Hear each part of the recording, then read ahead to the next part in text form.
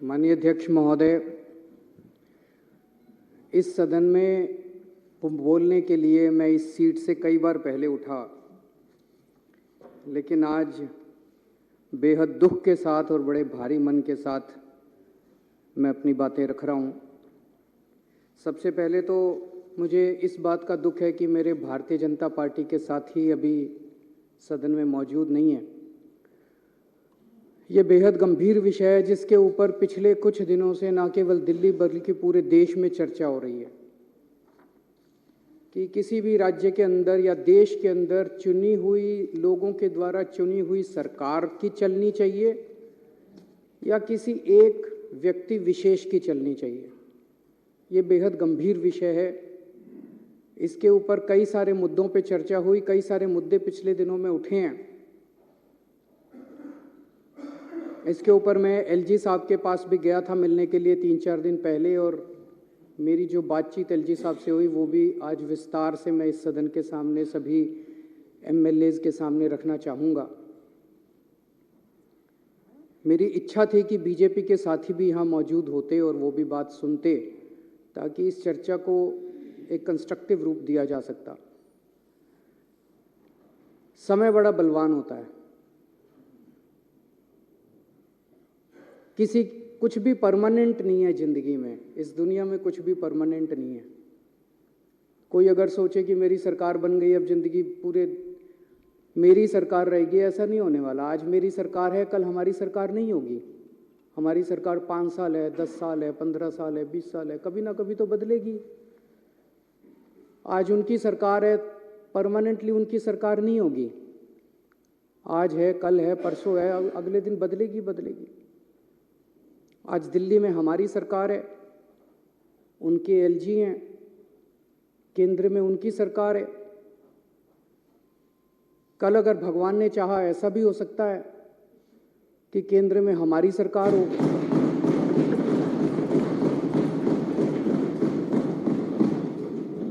दिल्ली में हमारे एलजी हों, और हो सकता है दिल्ली में हमारी हो, कांग्रेस की हो, बीजेपी की हो, किसी और की सरकार हो। हम ये सुनिश्चित करेंगे कि हमारा एलजी इस तरह से तंग नहीं करेगा उस टाइप का जो भी सरकार होगी। हम चुनी हुई सरकार की इज्जत करते हैं, हम लोगों की इज्जत करते हैं, लोगों के मत की इज्जत करते हैं, लोगों के वोट की इज्जत करते हैं, जनतंत्र की इज्जत करते हैं, हम संविधान की इज्जत करते हैं। दिल्ली में 2 करोड़ लोग रहते हैं।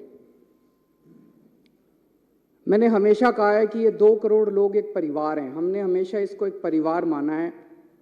इस परिवार में लोगों के जब भी कोई सुख दुख होते हैं, हम हमेशा सुख दुख में काम आते हैं।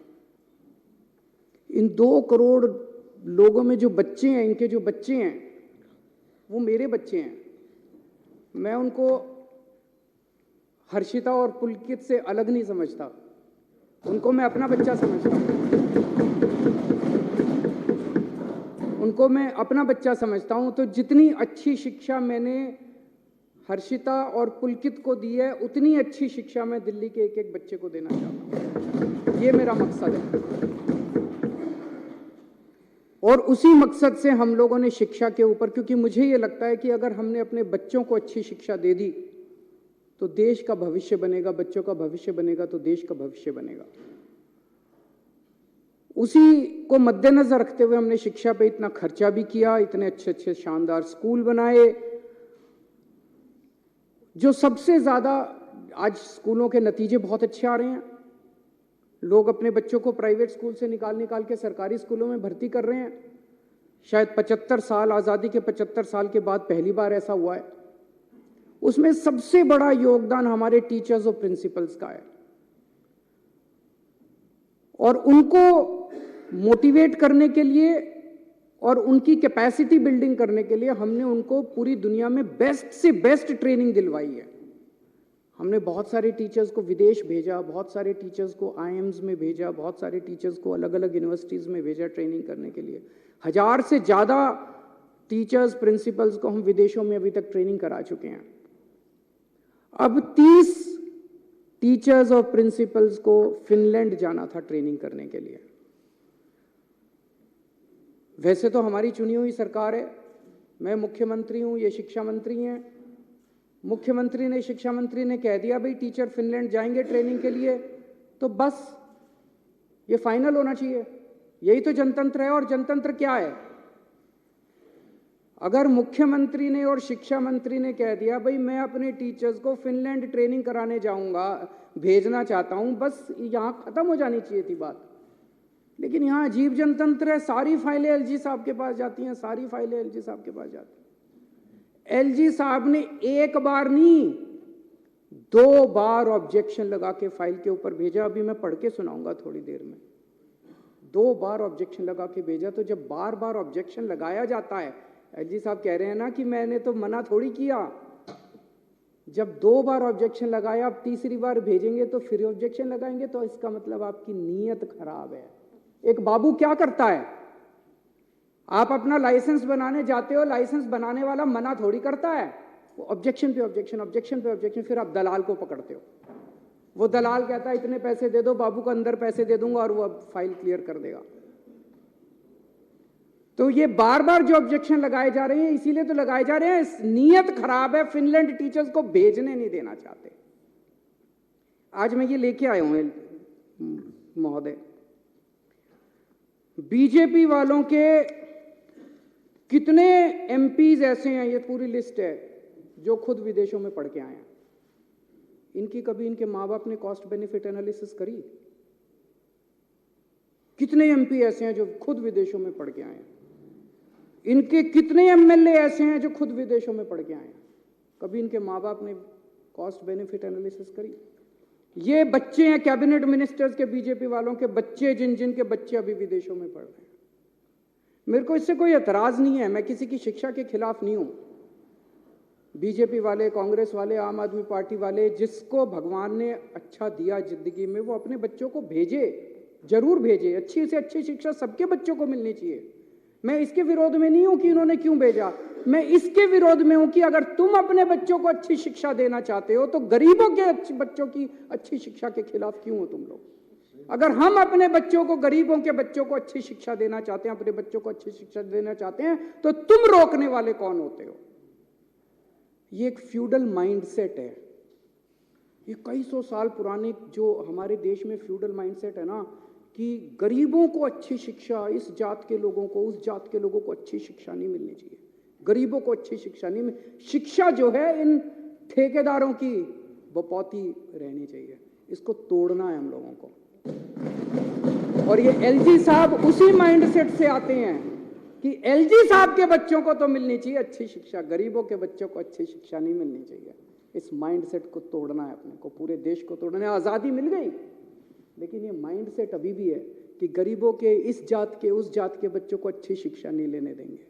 ये विदेश कैसे जा सकते हैं? पढ़ो, एलजी साहब ने लिखा है इंडिया में करा लो ट्रेनिंग। ये एलजी साहब की नोटिंग है, इंडिया में करा लो ट्रेनिंग। अरे क्यों करा लें इंडिया में ट्रेनिंग? हम कम हैं किसी से? गरीबों के बच्चे कम हैं किसी से? गरीबों के बच्चे हैं तो इंटेलिजेंट नहीं है क्या? क्यों करा ले? हम तो अपने बच्चों को फिनलैंड भेजेंगे।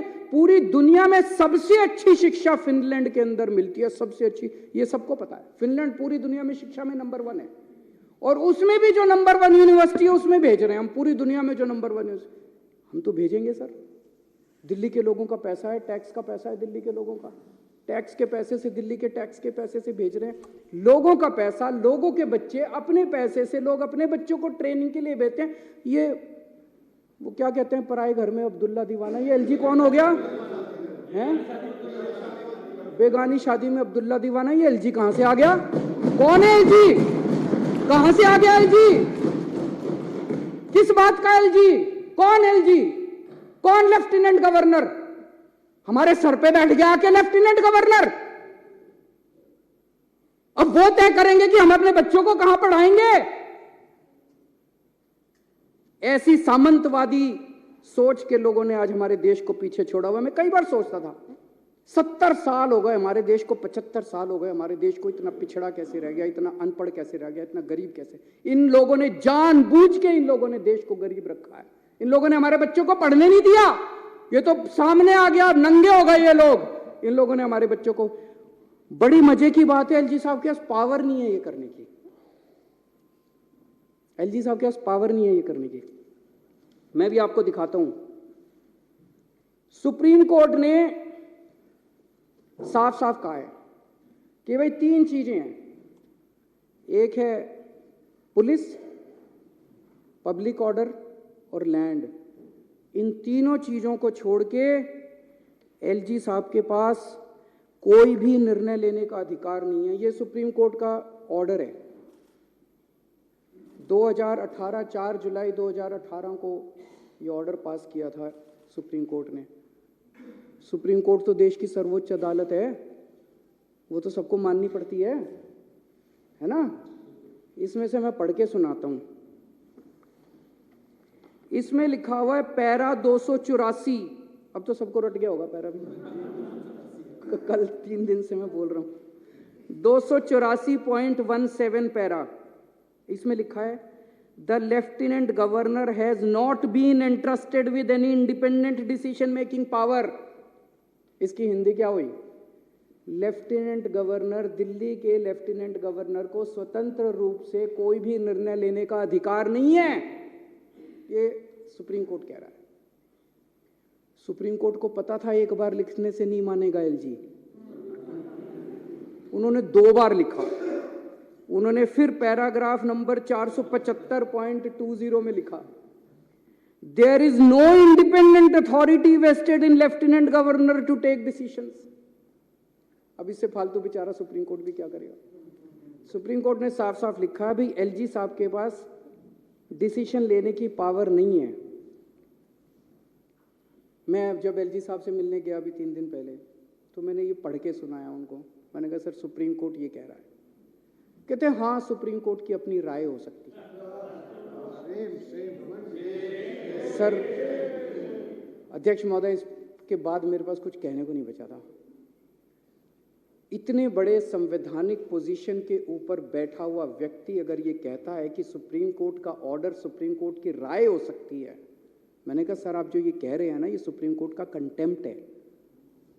आप ऐसा नहीं बोल सकते। सुप्रीम कोर्ट का आदेश कानून है इस देश का, सुप्रीम कोर्ट का आदेश बाइंडिंग है इस देश के ऊपर, इस देश के हर नागरिक के ऊपर। बोले नहीं, मैं बोले संविधान में लिखा है कि एलजी एडमिनिस्ट्रेटर है। एडमिनिस्ट्रेटर का मतलब शासक होता है, तो मेरे पास सुप्रीम पावर्स है, मैं कुछ भी कर सकता हूं। इसके बाद में क्या कहता, फिर उन्होंने कहा कि मैंने मना थोड़ी किया है। मैंने कहा जी 2 बार आपने वापस भेज दी फाइल, 2 बार आपने लिखा। क्या लिखा? पहली बार लिखते हैं मुझे ये बताया जाए कि क्या डीओपीटी की गाइडलाइंस का पालन किया गया। ये जिस यूनिवर्सिटी में भेज रहे हो, इस यूनिवर्सिटी ने और कौन कौन से कार्यक्रम कराए, इससे क्या ऑब्जेक्टिव हासिल होगा। अरे मैं मुख्यमंत्री हूं, मैंने देख लिया यार सारा। मैंने एलजी साहब को बोला, मैंने कहा सर आप मेरे हेडमास्टर थोड़ी हो, इतने तो मैं स्कूल में पढ़ाई में बहुत अच्छा था, फर्स्ट आया करता था क्लास में थ्रू आउट। पहली क्लास से लेके 12वीं क्लास तक फर्स्ट आया। यूनिवर्सिटी टॉपर था, कुरुक्षेत्र यूनिवर्सिटी में टॉप किया था मैंने, पहले 6th पोजीशन थी मेरी। मेरे मास्टरों ने आज तक मेरा होमवर्क ऐसे चेक नहीं किया जैसे एलजी साहब आज मेरी फाइलें लेके बैठ जाते हैं। स्पेलिंग गलत है, हैंडराइटिंग खराब है, ये ऐसे क्यों नहीं लिखा, ये वैसे क्यों नहीं लिखा। मेरे मास्टरों ने ऐसे नहीं किया जैसे एलजी साहब मेरा होमवर्क चेक करते हैं। मैं चुना हुआ मुख्यमंत्री हूं, दिल्ली के 2 करोड़ लोगों ने मेरे को चुन के भेजा है। आप कौन है? मैंने उनसे पूछा आप कौन है, ये मैंने पूछा एलजी साहब से। मैंने कहा सर आप कौन है? मेरे को तो जनता ने चुन के भेजा। कहते मेरे को प्रेसिडेंट ने भेजा। मैंने कहा वैसे ही जैसे अंग्रेज वाइसरॉय भेजते थे वैसे ही आपको प्रेसिडेंट ने पहले। बोले आपकी सरकार अच्छी नहीं चल रही, आपने ये नहीं किया, आपने वो नहीं किया, आपकी सरकार में ये। मैंने सर वो वाइसरॉय जो होते थे ना, वो कहते थे you bloody Indians, you don't know how to govern. मैंने कहा एलजी साहब आज आप भी वही भाषा इस्तेमाल कर रहे हो, यू ब्लडी डेली वालाज, you don't know how to govern. मैंने कहा सर दिल्ली छोड़ दो हमारे हालात पे, हम अपनी दिल्ली चला लेंगे।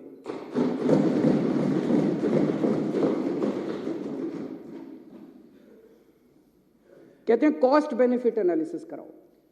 मैंने एलजी साहब से पूछा सर मेरे को वो धारा बता दो संविधान की। मैं सारे सर ये जो आज मैं लेके आया हूं ना, ये सब लेके गया था मैं एलजी साहब के पास, ये सारी चीजें लेके गया था। मैंने कहा सर ये आपके सामने रखी है, अब मेरे को इसमें दिखा दो आपको कॉस्ट बेनिफिट एनालिसिस ऑर्डर करने की पावर किस कानून के तहत है। कौन सा कानून, सुप्रीम कोर्ट का आदेश आपको ये पावर देता है कि आप दिल्ली सरकार के किसी काम की कॉस्ट बेनिफिट, मैं कराऊंगा, मेरे को जनता ने कहा है मैं कॉस्ट बेनिफिट एनालिसिस कराऊंगा।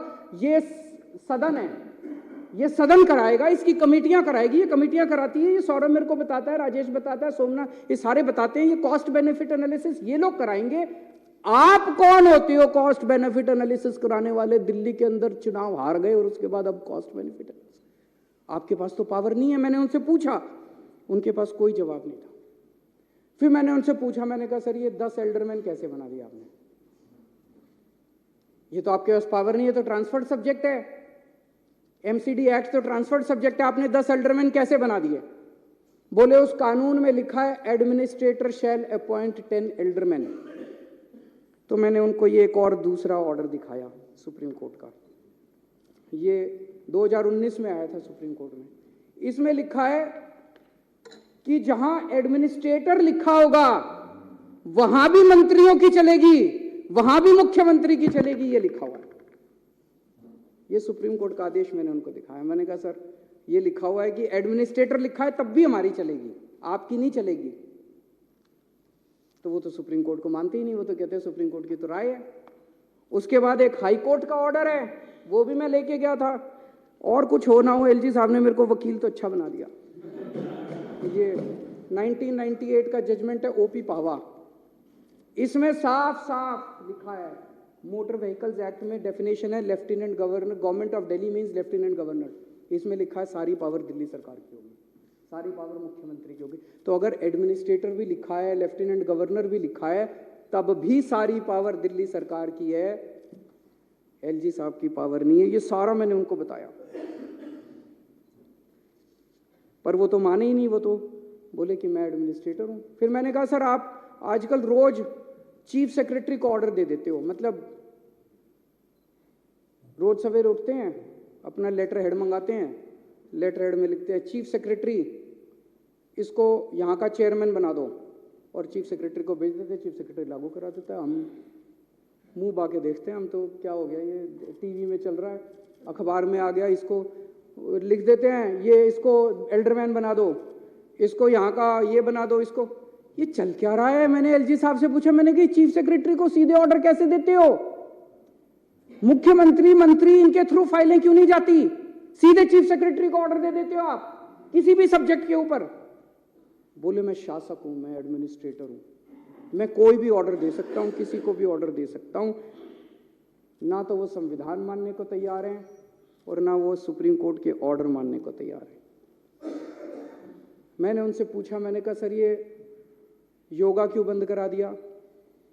मोहल्ला क्लिनिक के अंदर चुनाव के, एमसीडी चुनाव के नतीजे 7 तारीख को आए थे, उसके 2 महीने पहले से सारे डॉक्टरों की तनख्वाह बंद करा दी, सारे मोहल्ला क्लिनिक के रेंट बंद करा दिए, सारे मोहल्ला क्लिनिक की बिजली बंद करा दी, बिजली के बिल पेमेंट बंद करा दी, सारे टेस्ट बंद करा दिए। मैंने कहा सर ये क्यों करा दिया?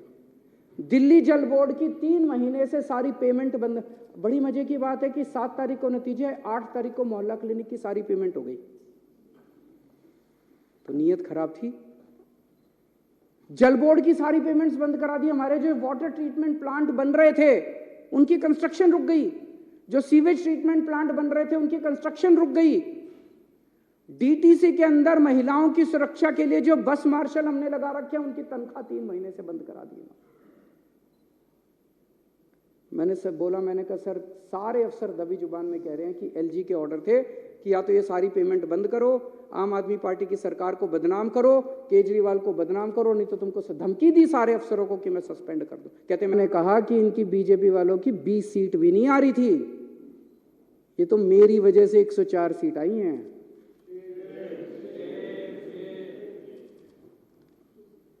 ये तो मेरी वजह से 104 सीट आई हैं, तो इसका मतलब जानबूझ के सारी पेमेंटें रुकवाई थी। बोले अब देखना तुम्हारी 7 की 7 सीट लोकसभा में बीजेपी की आएंगी और अगली बार तुमको मैं चुनाव नहीं जीतने दूंगा विधानसभा का।